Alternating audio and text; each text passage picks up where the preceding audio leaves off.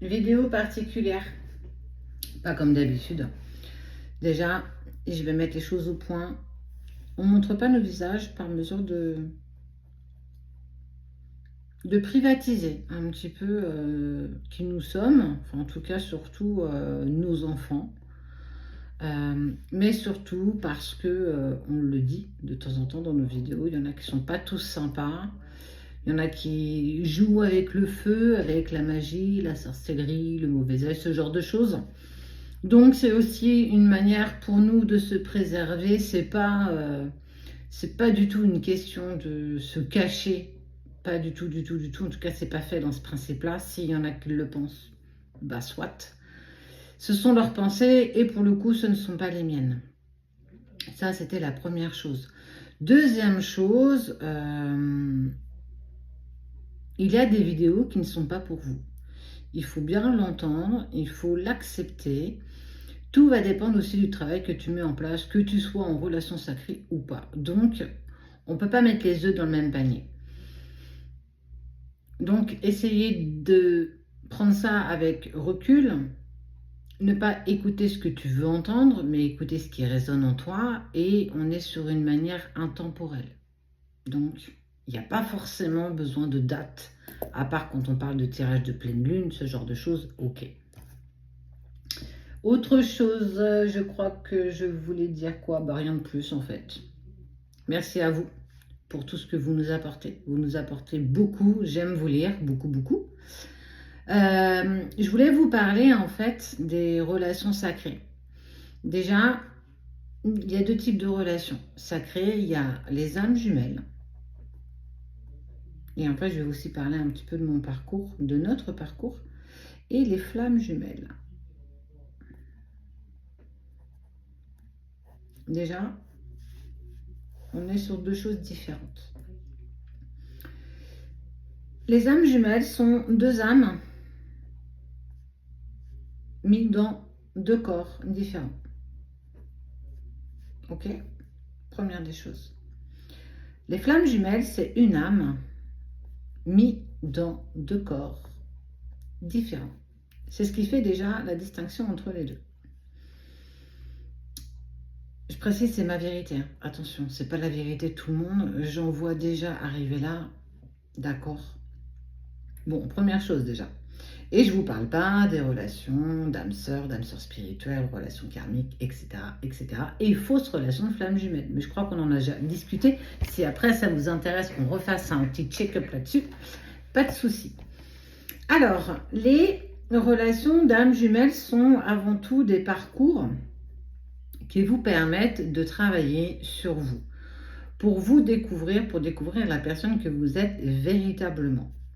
C'est un vrai parcours initiatique spirituel pour vous découvrir.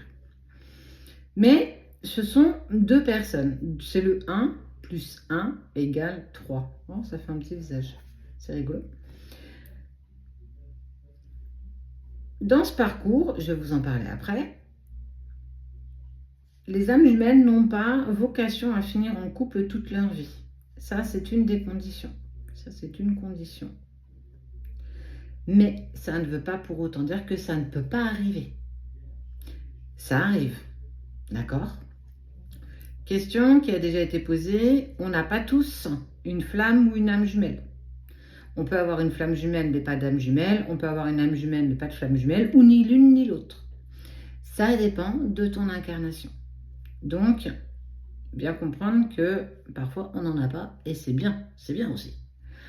Les flammes jumelles, c'est une seule âme qui a été mise dans deux corps différents. Celle-ci, par contre, pareil, travail initiatique, le 1 plus 1 égale 3. Celles-ci, elles ont normalement la vocation de finir en couple. En couple. D'accord? Bon, dans les grandes lignes, on en est là. Il y a à peu près 2% de la population mondiale. Tu te rends compte? 2%, c'est pas grand-chose. Et au vu des milliards de personnes que nous sommes. 2% qui ont ce type de relation. Donc déjà, tu vois, ça réduit le champ. Dans ces 2%, tout le monde ne se réunit pas. Il y en a, en tant que flamme jumelle, ici, qui n'y arrivent pas sur le parcours d'éveil, sur le parcours pour soi. Donc en gros, on coupe la chaîne et on dit que c'est pas dans cette vie-là. Idem pour les âmes jumelles.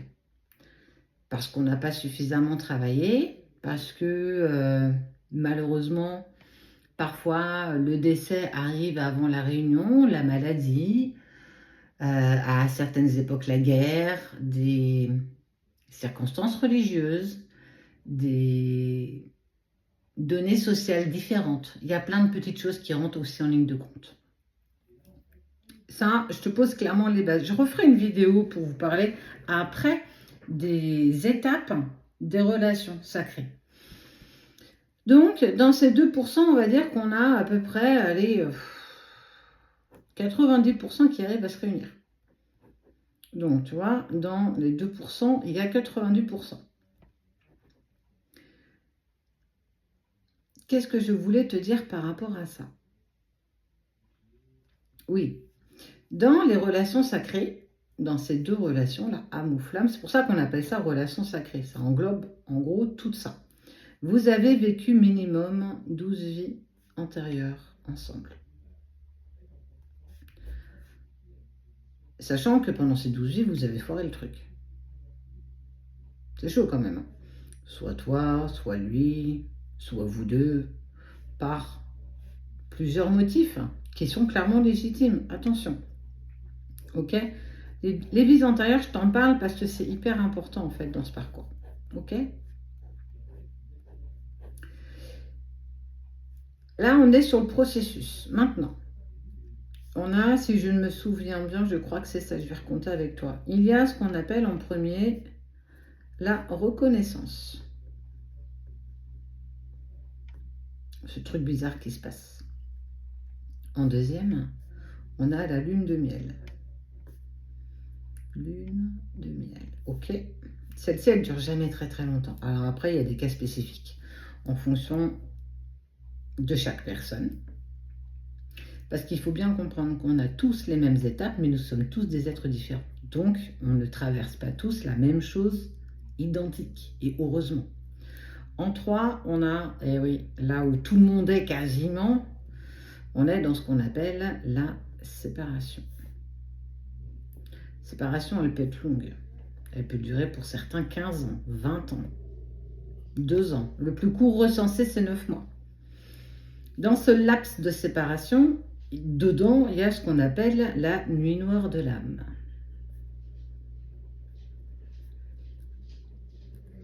Ok. En 4, il y a ce qu'on appelle, une fois que tu as fini la séparation, des prémices de retrouvailles. Hop. Donc ça commence à sentir bon déjà. En 5, les retrouvailles. Hop. Les prémices de retrouvailles, c'est ce qu'on va appeler l'alignement entre les deux. On n'est pas totalement nous, on est encore en train de s'aligner à l'autre, on voit si on a suffisamment bien bossé, si c'est ok, ça file. S'il n'y a pas, on retourne dans la séparation, ça veut dire qu'on n'était pas prêt. Ce sont les chiens. En 5, les retrouvailles. En 6, nous avons la réunion.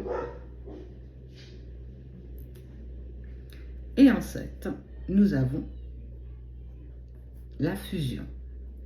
7 étapes obligatoires par lesquelles tu vas passer. J'irai par la suite dans une autre vidéo comment sont passées les retrouvailles, la lune de miel, la séparation. Ça, c'est le gros big chapitre. Est-ce que tu peux mettre ou pas en place? En 4, les prémices de retrouvailles, la réunion et la fusion. C'est long, hein, déjà.